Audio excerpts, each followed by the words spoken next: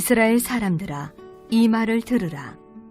너희도 아는 바와 같이 하나님께서 나사렛 예수로 큰 권능과 기사와 표적을 너희 가운데서 베푸사 너희 앞에서 그를 증언하셨느니라. 그가 하나님께서 정하신 뜻과 미리 아신 대로 내준 바 되었거늘 너희가 법 없는 자들의 손을 빌려 못 박아 죽였으나 하나님께서 그를 사망의 고통에서 풀어 살리셨으니 이는 그가 사망에 매여 있을 수 없었음이라. 다윗이 그를 가리켜 이르되 내가 항상 내 앞에 계신 주를 배웠으며 나로 요동하지 않게 하기 위하여 그가 내 우편에 계시도다.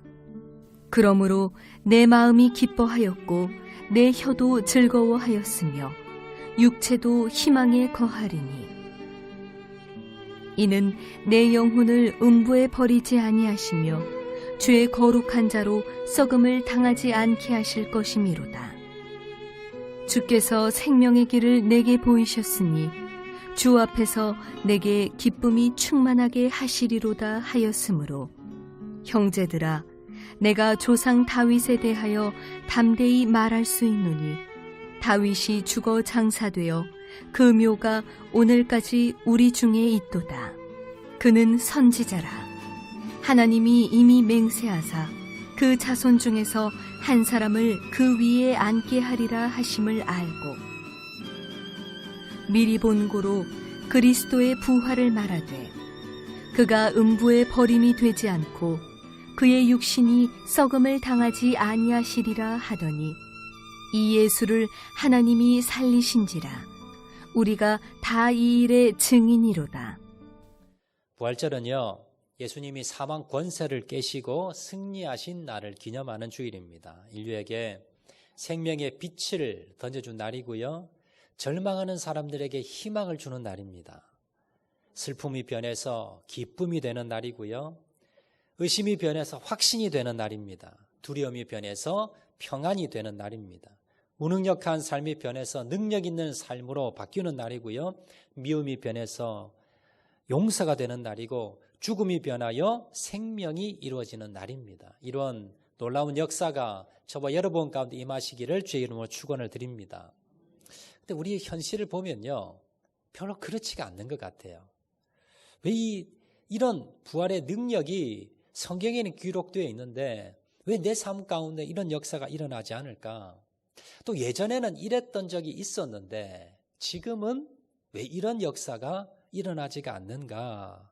여러분, 그 이유는요, 부활에 대한 믿음이 희미해졌기 때문입니다. 우리가 신앙생활 하면서도 왜 힘이 듭니까? 왜 능력이 없습니까? 우리가 신앙생활 가운데 있으면서도 왜 기쁨이 사라졌습니까? 조금만 어려움만 있으면 왜 우리가 걱정을 할까요? 병원에서 큰 병원 가보세요라는 한마디 들으면 우리가 왜 마음이 무너질까요? 왜 우리가 작은 한마디 듣고도 왜 우리가 그걸 소화내지 못해서 밤잠을 자지 못할까? 힘들어할까요? 우리 신앙이 겨우겨우 주일 예배 한번 드리는 정도의 신앙으로 왜 우리가 떨어졌느냐라는 겁니다. 이것은요, 바로 부활의 신앙이 희미해졌기 때문입니다.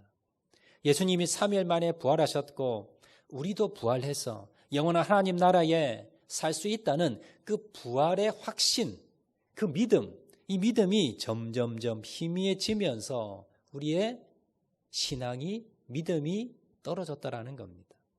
여러분, TV에서 의사가 나와서요, 어떤 음식을 먹으면 여러분 암이 예방됩니다 라고 하면요, 마트에 가면 벌써 그 음식이 없습니다. 그 식품이 없습니다. 그 약이 없습니다. TV에서 어떤 운동을 하면 건강에 아주 좋습니다라고 하면요, 길거리 가면 다 사람들이 그 운동을 하고 있습니다. TV에서 나오는 말은 우리는 철떡같이 믿습니다. 그런데 우리 이 성경, 하나님이 말씀하신 이 성경 말씀을 들으면서 우리는 뭡니까? 잘 믿지를 않는다는 겁니다. 예수님께서 이렇게 말씀하셨습니다. 요한복음 11장 25절 26절 말씀 보시면요, 예수께서 이르시되 나는 부활이요 생명이니 나를 믿는 자는 죽어도 살겠고 무릇 살아서 나를 믿는 자는 영원히 죽지 아니하리니 이것을 내가 믿느냐? 예수님이 나는 부활이야. 나는 생명이야. 나를 믿으면 죽어도 살 거야. 그리고 살아서 나를 믿는 자는 영원히 죽지 아니할 거야. 이걸 너희들이 믿느냐? 여러분, 이 믿음이 있습니까? 이게 부활의 믿음입니다. 이 부활의 믿음과 신앙을 가지고 있으면 뭡니까?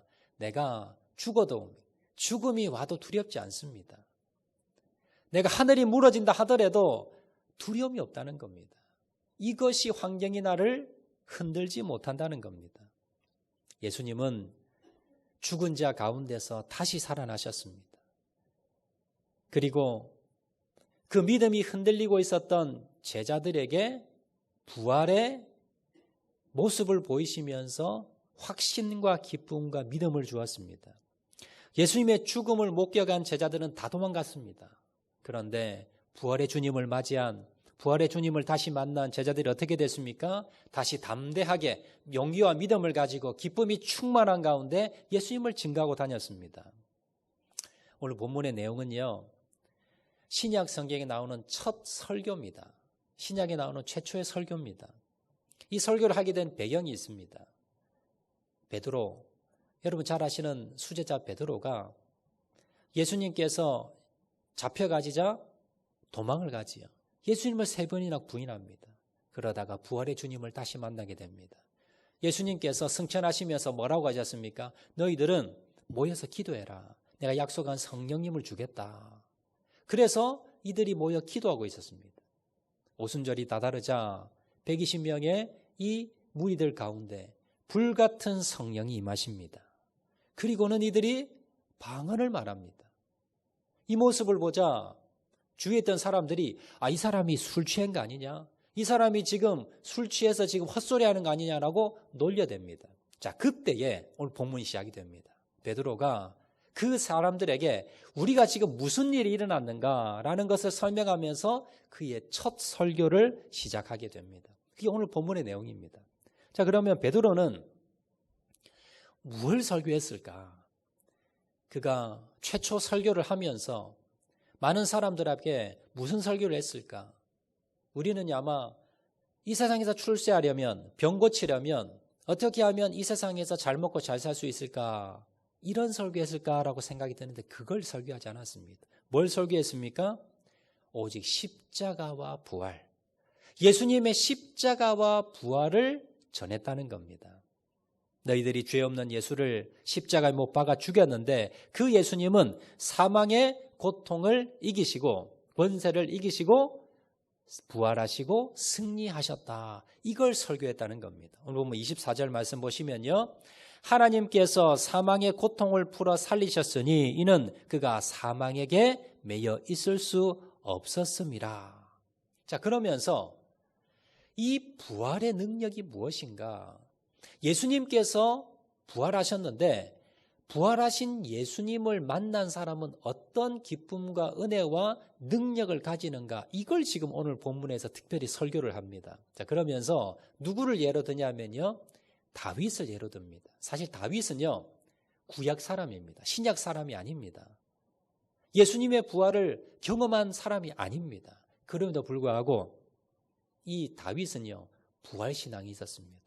내가 죽어도 다시 살 거야 라는 그런 부활의 신앙을 가졌던 사람이 다윗입니다. 자, 그런 다윗이 부활의 신앙을 가졌을 때 어떤 능력과 은혜가 임했는가에 대해서 오늘 본문에서 말씀하고 있거든요. 그래서 오늘 본문의 말씀을 통해서 우리가 이 부활절 아침에 부활의 신앙을 다시 가져야 될 이유가 무엇인가?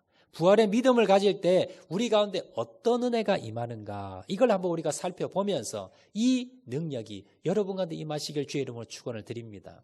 3가지인데요. 하나씩 살펴보겠습니다. 첫 번째, 부활의 신앙을 가지면 우리에게 어떤 은혜가 능력이 임하게 되는가? 첫 번째는요. 부활의 신앙은 우리에게 기쁨을 줍니다. 부활의 신앙은 우리에게 기쁨을 준다는 거 오늘 말씀을 하고 있습니다. 오늘 본문에 보시면요. 베드로는 다윗이 부활 신앙을 가졌을 때에 어떤 은혜와 능력이 임했는가? 자, 첫 번째 임했던 것이 무엇이냐면 바로 기쁨이었습니다.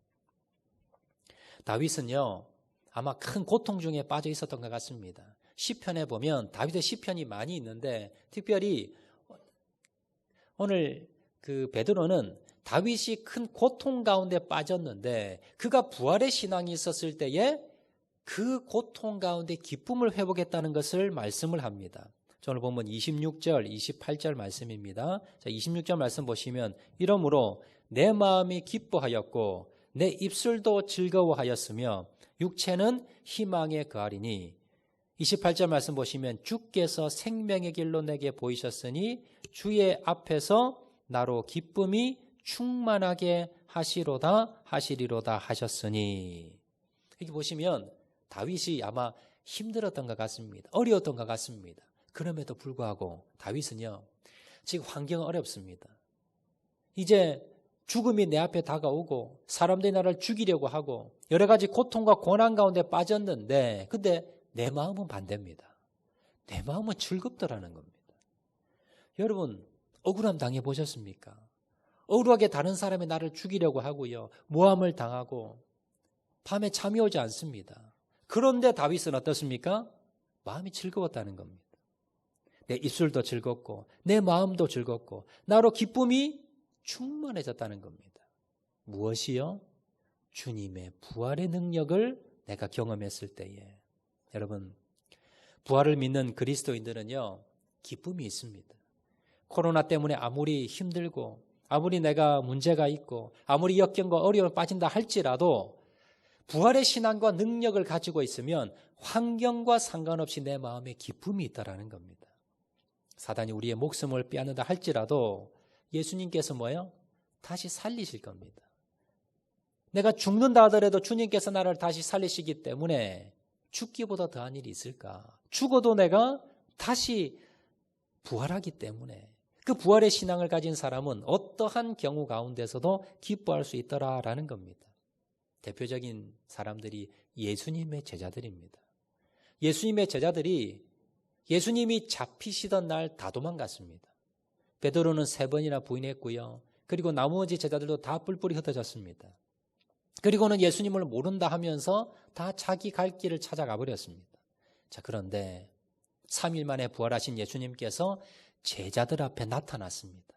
그리고 못 박힌 손을 보여줍니다. 만져보라. 내가 새로 부활했다. 그 부활의 주님을 만나고 제자들이 완전히 바뀌게 됩니다. 부활의 주님을 만난 제자들은요, 억울하게 감옥에 갇히고 채찍에 맞았지만 기뻐했다고 기록합니다. 사도행전 5장 40절, 41절 말씀 보시면요, 그들이 옳게 여겨 사도들을 불러들여 채찍질하며 예수의 이름으로 말하는 것을 금하고 놓으니 사도들은 그 이름을 위하여 능력받는 일에 합당한 자로 여기심을 기뻐하면서 공의 앞을 떠나가니라. 그들이 억울하게 목에 갇혔습니다. 예수님을 전하다가 잡혀서 그게 옥에 갇혔고 채찍에 맞았습니다. 자, 그런데 사도들이 어떻게 합니까? 그 이름을 위하여 능력받는 일에 합당한 자로 여기심을 기뻐했다. 기뻐했다는 겁니다. 바울과 실라가 빌립보에서 전도하다가 억울하게 감옥에 갇혔습니다. 그때도 기뻐했습니다. 사도행전 16장 24절 25절입니다. 그가 이러한 명령을 받아 그들을 깊은 옥에 가두고 그 발을 착고에 든든히 채웠더니 한밤중에 바울과 실라가 기도하고 하나님을 찬송하며 죄수들이 덧더라. 예수님을 전도했다는 이유로 잡혔습니다. 옥에 갇혔습니다. 그리고 손발을 꽁꽁 묶어 두었습니다. 한밤중에 바울과 실라가 무슨 생각이 들었겠습니까? 하나님, 내가 왜 이 억울함을 당해야 됩니까? 왜 이 고통을 당해야 됩니까? 원망불평하지 않습니다. 그 자리에서 기뻐했다는 겁니다. 이것이 바로 부활의 주님을 만난 제자들의 모습이었더라라는 겁니다. 사도 바울도 복음을 전하다가 옥에 갇혔습니다. 그런데 옥 가운데서 바깥에 있는 빌립보 교인들에게 편지하면서 옥에 갇혀 있는 사도 바울이 바깥에 자유롭게 다니는 빌립보 교인들에게 뭐라고 편지하느냐? 기뻐해라. 기뻐하고 또 기뻐해라. 지금 누가 기뻐하고 누가 슬퍼해야 됩니까? 옥에 갇힌 사람이 바깥에 있는 사람에게 기뻐하라고 지금 권면하고 있습니다. 사도 바울이 무엇이 있었을까요? 부활의 능력이 있다는 겁니다. 여러분, 부활의 능력이 있는 사람은 옥에 갇히고 고난을 당하고 역경 가운데 빠진다 할지라도 기쁨을 빼앗기지 않습니다. 이것이 바로 부활의 신앙을 가진 사람의 특징이더라라는 겁니다. 예수님께서 십자가를 앞두고 제자들에게 이렇게 말씀하셨습니다. 요한복음 16장 22절 말씀 보시면 지금은 너희가 근심하라. 내가 다시 너희를 보리니 너희 마음이 기쁠 것이요 너희 기쁨을 빼앗을 자가 없느니라. 예수님이요 십자가 달려 잡히시기 전에 제자들에게 너희들이 지금은 잠깐 슬프지만 나중에 너희의 마음이 너희가 나를 다시 볼 것인데 이게 뭡니까? 부활의 주님을 다시 만날 것인데 그러면 어떻게 된다고요? 그렇게 되면 기쁨을 회복할 거라는 겁니다. 그런데 더 중요한 것은요. 너희의 기쁨을 빼앗을 자가 없다는 겁니다. 여러분 그러면 우리가 지금 내가 슬픈 가운데 빠져 있다면 내 마음 가운데 기쁨이 없다면 그 문제가 뭘까요? 부활의 주님을 내가 잊어버린 겁니다. 내가 한때는 기뻤을 때가 있었습니다. 한때는 내가 문제보다도 크신 주님을 바라보면서 즐거워할 때가 있었습니다. 그런데 지금 낙심과 절망 가운데 빠져 있다면 내가 부활의 주님을 잊어버리고 있었구나. 이 부활절을 맞이하면서 부활의 주님을 다시 만나셔서 기쁨을 회복하시는 저와 여러분 되시기를 주의 이름으로 축원을 드립니다. 두 번째 은혜입니다. 우리가 부활의 은혜를 받을 때에 부활의 능력을 힘입을 때에 부활의 확신을 가질 때에 내 안에 무슨 은혜가 임하는가? 두 번째 은혜는요. 부활의 신앙은 우리에게 희망을 줍니다. 오늘 본문에서 다윗은요. 부활의 영광을 보았습니다. 비록 자기는 땅에서 죽습니다. 그리고 다윗의 무덤도 있습니다. 그렇지만 다윗은 부활의 소망이 있었습니다. 그러면서 생기는 것이 무엇이냐 하면 희망과 소망입니다. 오늘 보면 26절 말씀 보시면요. 그러므로 내 마음이 기뻐하였고 내 혀도 즐거워하였으며 자, 그 뒤에 보시면 육체도 희망에 거하리니. 여기 연세 드신 분들 계시지요. 연세 드신 분들 특징이 뭐냐면 몸에 고장이 자꾸 납니다. 여기저기 아프지 않았던 곳이 나이가 들면서 점점점 나빠지지요. 간도 나빠지고 여러분 당뇨도 오게 되고요. 여러 가지 병도 오게 되고 무릎도 그다음에 관절도 손가락 마디마디 아프지 않은 곳이 없습니다. 예전처럼 그렇게 건강한 모습이 뭡니까? 점점점 나이가 들면서 고장이 납니다. 그러다 나중에 어떻게 될까요? 점점점 고장나다 결국은 내 심장도 멎어버리고 내 정신도 멎어버리면 이 몸은 그냥 죽어버립니다. 여러분 몸을 바라본다면 여러분 희망이 있습니까? 없습니까? 아무리 돈 많은 여러분 회장이라 하더라도 돈 아무리 지위가 많은 대통령이라 하더라도 모든 사람이 다 늙습니다. 모든 사람이 다 병들고요. 모든 사람이 육체가 다 죽습니다. 그런데 많은 사람들은요. 이 육체를 바라보고 살아갑니다. 육체를 위해서 돈을 쓰고 그 육체를 위해서 모든 걸 다 쏟아붓습니다. 그런데 이 육체는 소망이 없습니다. 다윗은요.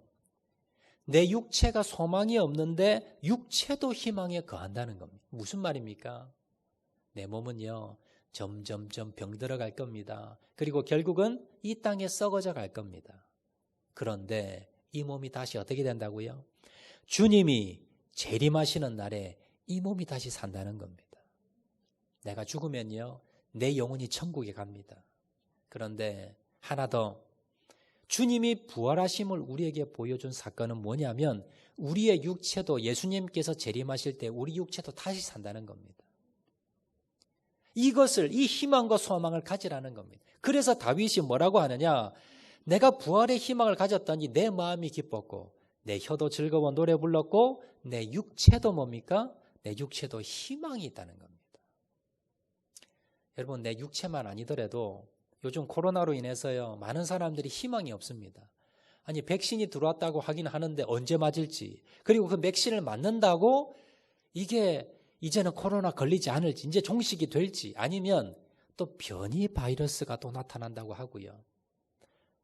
코로나, 제2의 코로나라는 여러분 그런 바이러스가 안 생긴다는 보장도 없습니다. 언제까지 우리가 이렇게 답답한 삶을 살까요? 희망과 소망이 보이지 않습니다. 요즘 지금 선거철이죠. 여러분 그러면 정권이 바뀌면 여러분 정말 대한민국이 행복이 올까요? 기쁨이 올까요? 지금 정권이 몇 번 바뀌어봤잖아요. 그런데 희망이 없다는 겁니다.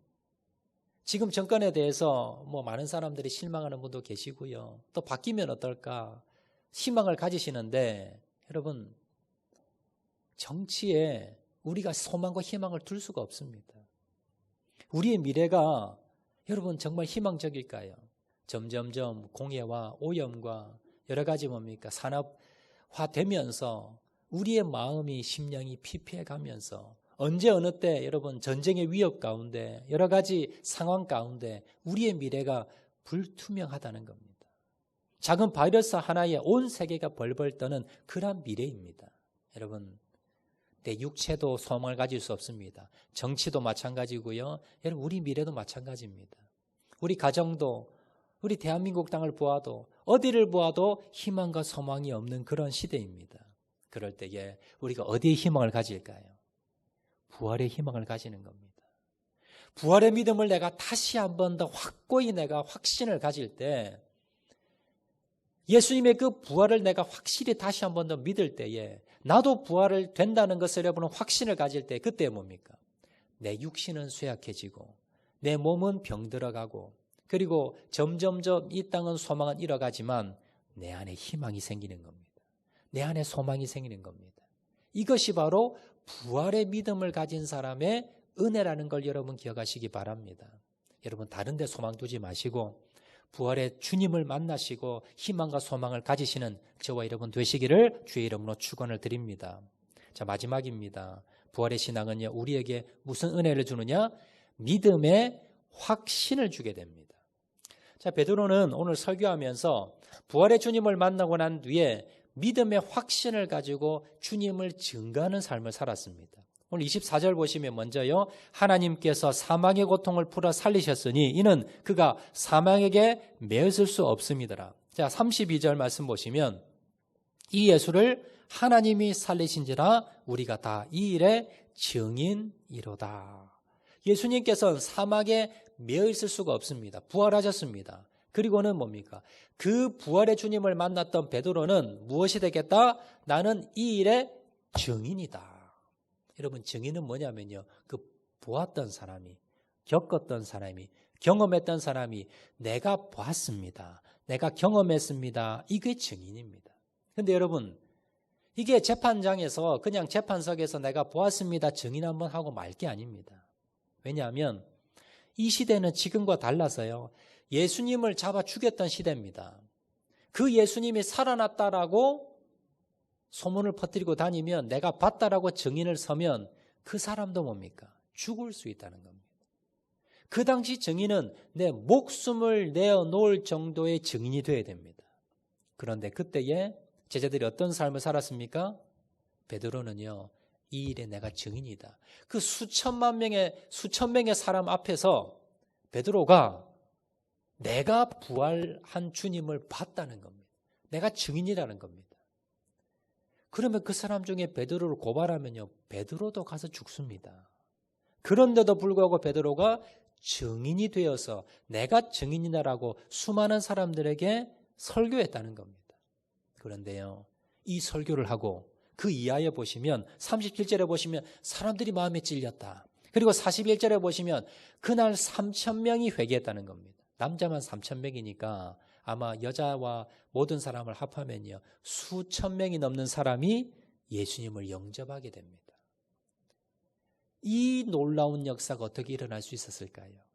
그 겁 많던 여자 계집종 하나 앞에서 3번이나 예수님을 부인했던 베드로가 어떻게 수천 명 앞에서 나는 증인이다라고 선포할 수 있었을까요? 그 이유가 무엇입니까? 부활의 주님을 만났기 때문입니다. 부활의 주님을 만나면서 그 안에 확신이 생겼습니다. 주님은 부활하셨어. 나도 부활할 거야. 죽음이 눈앞에 오지만 내 목에 칼이 들어와도 증인의 삶을 부인할 수 없는 그런 확실한 믿음이 생겼더라라는 겁니다. 이 믿음의 확신이 없으면요, 전도하지 못합니다. 우리가 왜 전도하기 부담스러울까요? 왜 사람들에게 나 예수 믿는 거 말하기가 왜 부끄러울까요? 믿음의 확신이 없었습니다. 그 믿음의 확신은 무엇이 있어야 됩니까? 부활의 능력이 있어야 됩니다. 부활의 확신이 있어야 됩니다.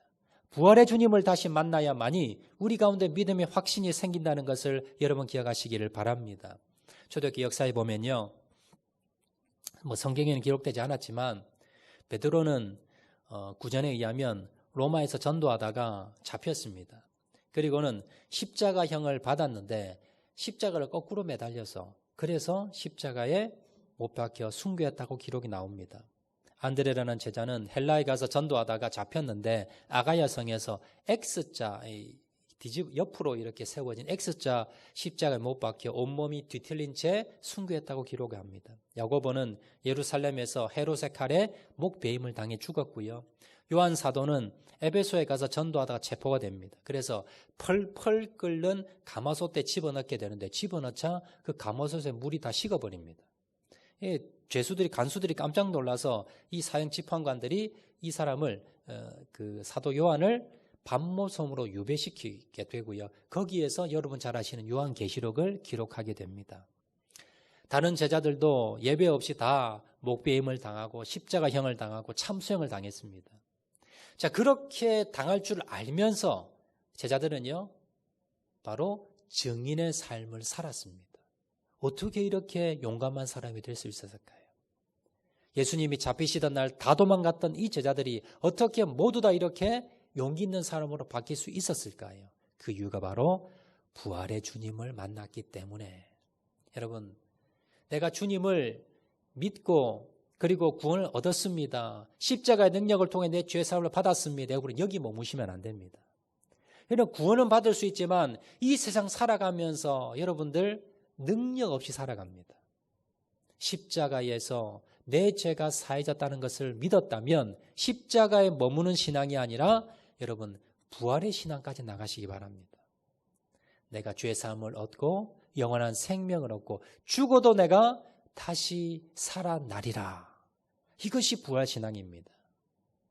기독교는요, 십자가에 머무는 신앙이 아니라 부활신앙이 마지막 종착역입니다. 우리의 신앙은 부활신앙입니다. 그래서 십자가에 달리신 주님을 우리가 믿고요, 그리고 나중에 우리도 부활할 걸 믿는 겁니다. 이 부활의 신앙을 가진 사람은 항상 기뻐할 수 있습니다. 그리고 언제나 담대한 믿음으로 나갈 수 있고, 그리고 아무리 현실이 힘들다 하더라도 소망을 가질 수 있다는 것을 여러분 기억하시기를 바랍니다. 말씀 맺도록 하겠습니다. 이 부활절 아침에 우리가 부활의 신앙을 다시 한번 더 회복하기 원합니다. 하나님의 이 부활의 말씀을요, 여러분 날마다 묵상하세요. 나도 부활할 것이라는 것을 또 읽고 또 읽고 또 묵상하세요. 그래서 부활의 확신을 가지시기 바랍니다. 그럴 때에 우리에게 이 부활의 신앙은요, 우리에게 기쁨을 줍니다. 우리에게 희망과 소망을 회복시켜 주십니다. 그리고 부활의 신앙은 우리에게 믿음의 확신을 주어서 증인의 삶을 살게 한다는 것을 기억을 하시고, 주님, 내가 오늘 이 부활절 아침에 부활의 신앙을 다시 한번 더 회복하게 도와주셔서 내 마음 가운데 기쁨이 넘치고 내 심령 가운데 희망이 넘치고, 그리고 내 믿음 가운데 믿음의 확신을 가지고 증인의 삶을 살게 도와주시옵소서. 간구하고 믿음으로 나가시는 저와 여러분 되시기를 주의 이름으로 축원을 드립니다. 우리 말씀 생각하면서 우리 찬양하도록 하겠는데요, 우리 살아계신 주 우리 힘차게 한번 찬양하겠습니다.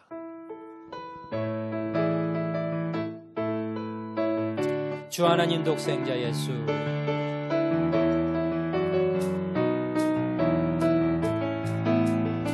주 하나님 독생자 예수, 날 위하여 오시었네. 내 모든 죄 용서하시고 죽음에서 부활하신 나의 구세주, 살아계신 주,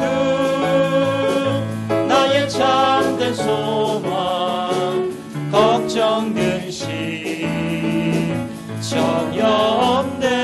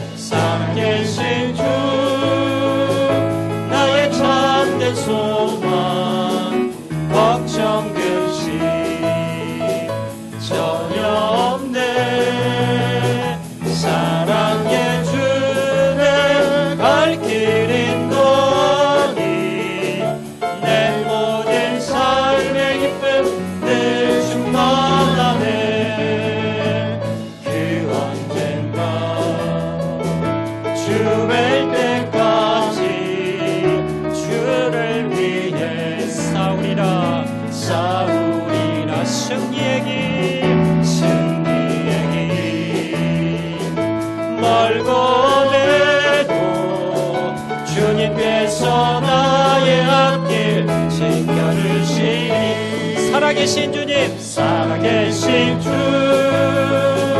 나의 참된 소망 걱정 근심 전혀 없네 사랑의 주 내가 갈 길이 너니 내 모든 삶의 기쁨 늘 충만하네 살아계신 주 나의 참된 소망 걱정 근심 전혀 없습니다 주님 전혀 없네 사랑의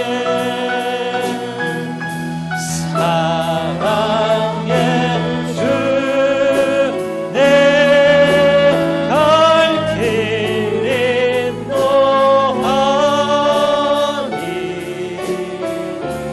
내 모든 삶의 기쁨 늘 충만하네 이 시간 한번 결단하실 때에 주님 이 시간 부활절을 맞이하면서 부활의 그 신앙을 다시 한 번 더 내가 회복하기 원합니다. 주님께서 부활하셨던 사실을 다시 한 번 더 확신하게 도와주시고 그 부활의 믿음을 내가 다시 갖게 도와주셔서 하나님 내 마음 가운데 기쁨이 회복되게 도와주시고 희망이 회복되게 도와주시고 믿음의 확신을 가지고 증인의 삶을 살아가는 자를 낼 수 있도록 은혜 베풀어 주시옵소서. 우리 다 같이 한번 결단하며 기도하겠습니다. 사랑하리가 많으신 아버지 하나님 우리가 이 부활의 신앙을 다시 한 번 더 회복하기 원합니다. 부활의 주님을 다시 만나기 원합니다. 이 부활의 주님을 다시 만나서 하나님 내 마음 가운데 기쁨이 충만해지고 희망이 충만해지며 믿음의 확신을 가지고 증인의 삶을 살아가는 자를 낼 수 있도록 은혜 베풀어 주시옵소서. 하나님 역사하여 주시기 원합니다. 하나님 은혜 베풀어 주시기 원합니다. 하나님 역사하여 주시기 원하오니 하나님 도와주시기를 간절히 바라고 소원하오니 아버지 하나님 이 시간 역사하여 주셔서 부활의 신앙을 다시 한 번 더 회복되게 도와주셔서 기쁨이 회복되며 희망이 회복되며 믿음이 회복될 수 있도록 하나님 도와주시고 은혜 베풀어 주시길 간절히 바라고 소원하오니 주여 도와주시길 원하오니 하나님 역사하여 주시옵소서. 아버지 하나님 도와주시길 원합니다. 주님 역사하여 주시길 원합니다. 주님 은혜 베풀어 주시길 원하오니 하나님 역사하여 주시고 은혜 베풀어 주시옵소서. 주님 역사하여 주시옵소서. 사랑하리가 많으신 아버지 감사합니다. 우리 부활주를 맞이하면서 부활의 신앙을 다시 한 번 더 회복하기 원합니다. 부활의 믿음을 회복하여서 우리 마음 가운데 기쁨이 회복되며 희망이 회복되며 믿음의 확신이 회복되어서 증인의 삶을 살아가는 자를 낼 수 있도록 은혜 베풀어 주시옵소서. 모든 말씀 예수님 이름으로 기도합니다. 아멘.